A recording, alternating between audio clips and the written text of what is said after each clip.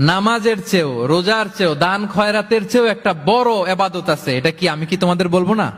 সাহাবারা তো অবাক, নামাজের চেয়েও বড় ইবাদত, রোজার চেয়েও বড়, দানের চেয়েও বড়। ক্বালু বালা ইয়া রাসূলুল্লাহ।